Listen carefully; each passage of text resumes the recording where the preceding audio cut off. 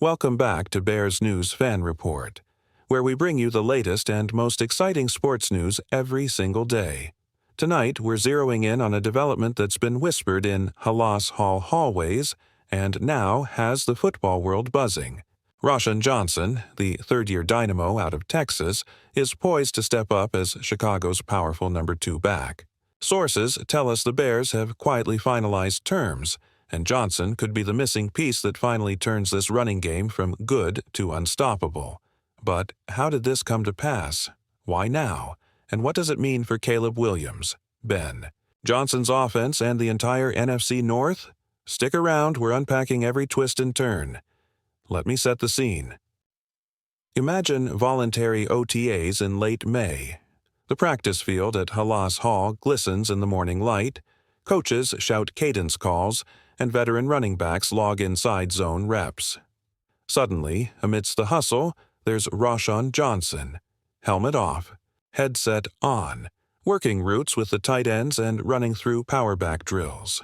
That image would surprise anyone who thought the RB competition was finished once Swift and Manengai arrived.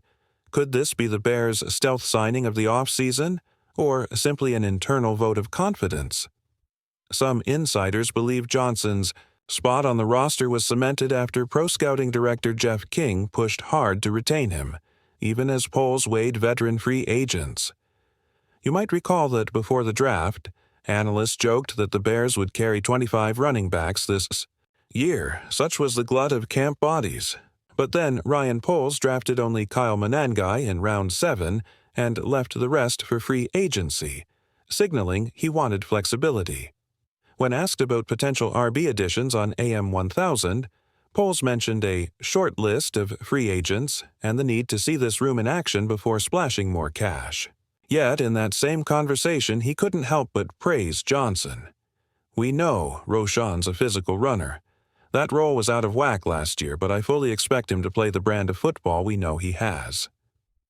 Could those words have been a prelude to a contract extension or an incentive tweak to guarantee his return? Mid-script check. If the thought of Roschon Johnson blasting off left tackle with Chicago's new O-line behind him has you fired up, smash that like button, subscribe to Bears News Fan Report, and ring the bell so you don't miss the official paperwork announcement as soon as it drops. We want you in our front row seats when this story goes live. Back to the narrative. Let's dive into Johnson's resume. As a rookie, he logged 81 carries for 346 yards, 4.3 YPC, and 5 touchdowns. Impressive for a fourth-round pick thrust into a thin backfield. Last year, hampered by a toe injury and a pair of concussions, he carried only 55 times for 149 yards. 2.7 YPC, but still tied for the team lead with 6 rushing scores. Those numbers don't scream breakout, but the film tells a different story. His downhill pad level, cutback vision, and willingness to finish runs left scouts raving. Could a fully healthy Johnson, behind guards Joe Thuney, Jonah Jackson, and rookie Zach Frazier, average north of 5 yards per carry in 2025? Some insiders believe he's one off-season away from breakout status. Now, let's consider scheme fit. Ben Johnson's offense thrives on run-pass option, zone stretch, and counters that freeze linebackers.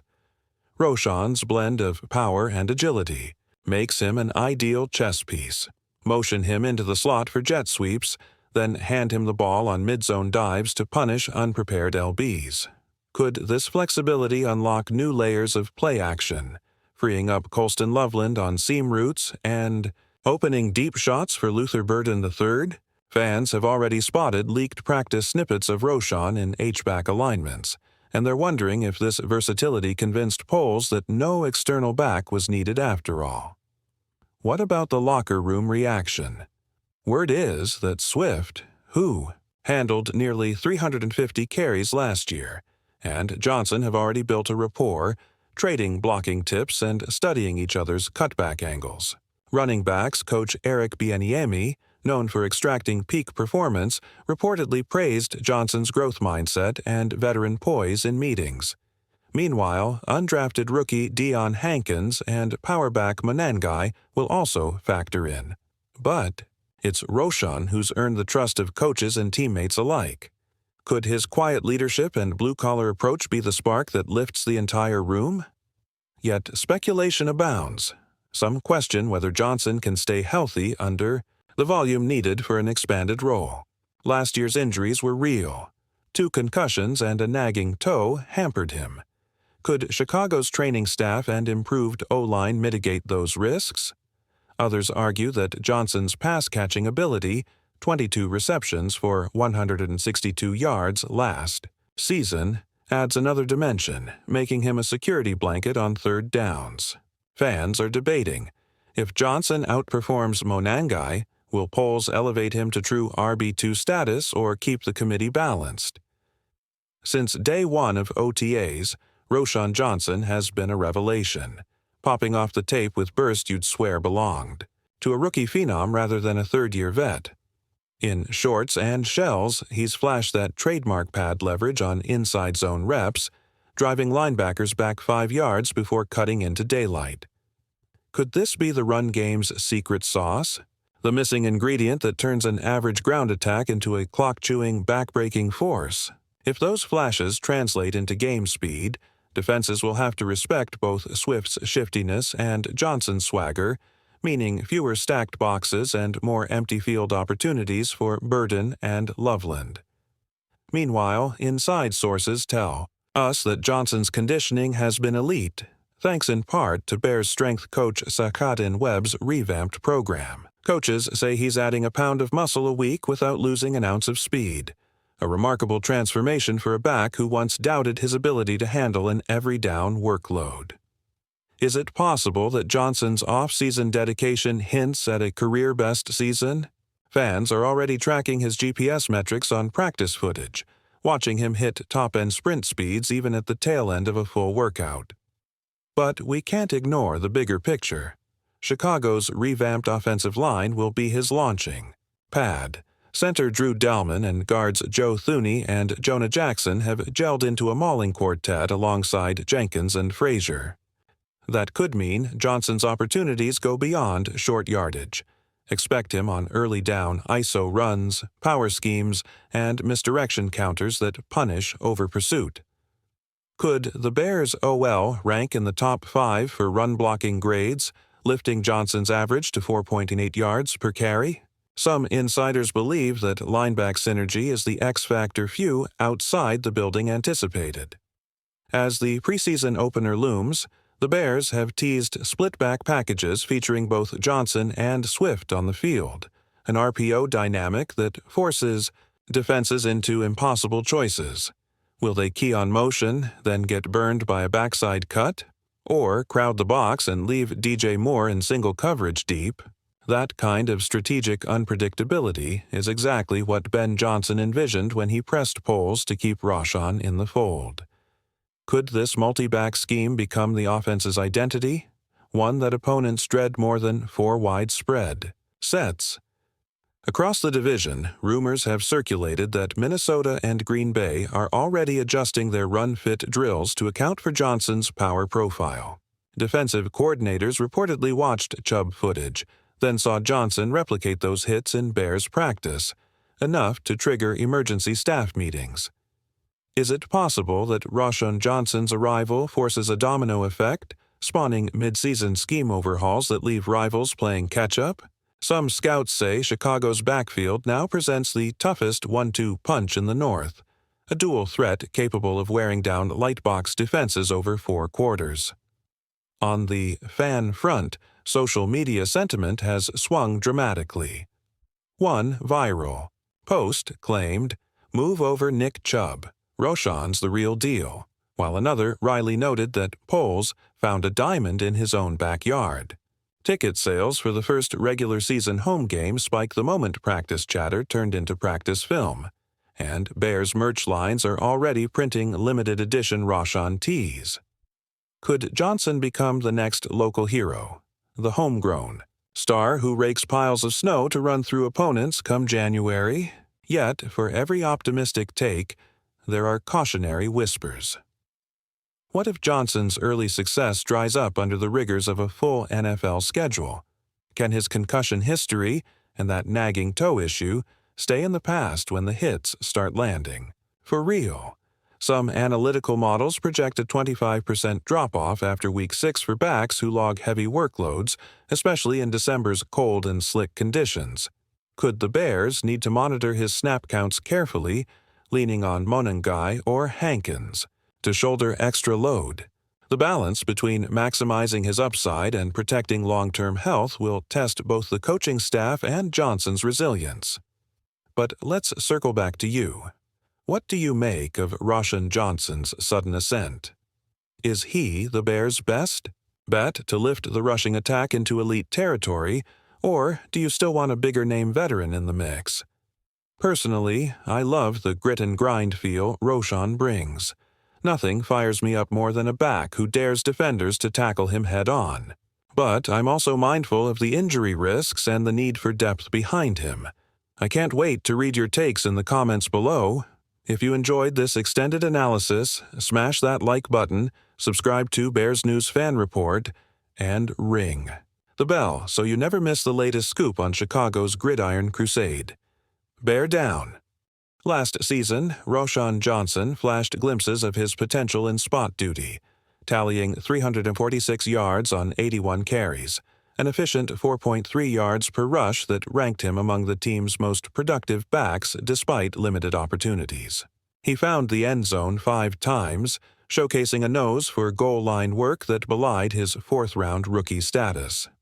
In short yardage packages, his low pad level and sudden cutback vision turned potential losses into manageable gains, a trait that didn't go unnoticed by teammates or coaches.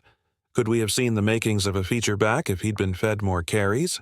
That question hung over Halas Hall long after the season ended. Beyond the box score, Johnson's value in pass protection and receiving work added another layer to his versatility.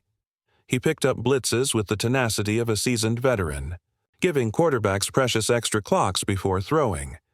On third and medium, he flashed nimble hands, snatching screen passes and turning them into incremental, chain-moving yardage. Those under-the-radar contributions bolstered an offense that often struggled to sustain drives later in games. Is it possible that a heavier dose of his situational skills could have lifted the Bears out of several second-half droughts? Some insiders quietly argued exactly that. Johnson's rookie campaign also included leadership moments that hinted at his off-field upside. Younger backs sought his advice on film study habits, and he arrived early to voluntary workouts, setting the tone for professionalism. His rapport with running backs coach Eric Bieniemy, built on mutual respect from NFL Europe days, translated into crisp technique adjustments and a growing command of complex blocking schemes. Could this maturity accelerate his on-field readiness, giving Chicago a plug-and-play Thunderback as early as Week 1? It certainly felt that way in spring sessions. What the Bears stand to gain by elevating Johnson's role is multifaceted. First, a more balanced backfield would prevent defenses from zeroing in on Swift's tendencies, creating space for both to flourish in zone and gap schemes. Second, Johnson's inside power sets up more effective play-action fakes, opening up Loveland's seams and Burden's deep routes for explosive chunk plays. Third, his presence allows Chicago to chew clock late in games, preserving leads and keeping the defense rested. Could this combination propel the Bears into the top 10? In time of possession and rushing efficiency, the blueprint is there for Ben Johnson to execute. Finally, on a strategic level, leaning on Johnson provides roster flexibility.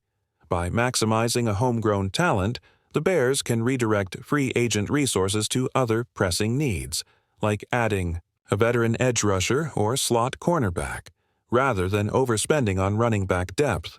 That kind of cap management underscores GM Ryan Poles' long-term vision, Build sustainable rosters that win now and remain competitive for years.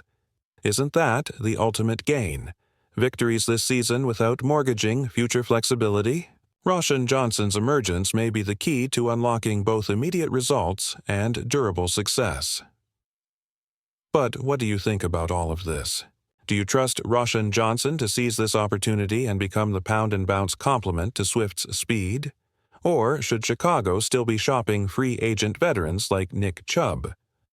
I personally love the idea of rewarding homegrown talent, who already understands the culture, yet I'm intrigued to see if Johnson can stay healthy enough to maximize this chance. I can't wait to read your thoughts in the comments below. If you enjoyed this deep dive, don't forget to hit that like button, subscribe to Bears News Fan Report, and turn on the notification bell so you never miss an update. Because whether Roschon Johnson's role emerges as the other back or something even bigger, you'll want to be here for every carry. Thanks for watching, and as always, bear down.